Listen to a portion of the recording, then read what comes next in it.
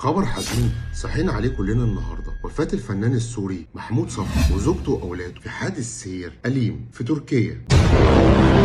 كان ماشي بالعربية هو وزوجته وأولاده على طريق سريع في أحد مدن تركيا، والعربية خرجت عن السيطرة واتقلبت بيهم وتوفوا هو وزوجته وأولاده. خبر عمل ضجة كبيرة على مواقع التواصل الاجتماعي، ونعت نقابة المهن التمثيلية الفنان على صفحتهم الرسمية على مواقع التواصل الاجتماعي بعد انتشار خبر وفاته. محمود صفا هو فنان سوري حقق شهرة كبيرة في سوريا في الإخراج والتمثيل، وليه بصمات كتير مميزة في الأعمال السورية الشهيرة. وتألق الراحل محمود صفا في عدد من الأعمال التاريخية السورية حتى لما قدم كوميدي. ومن أشهر أعماله شاركته في مسلسل باب الحارة، ومسلسل الزير سالم، ومسلسل ليالي الصالحية.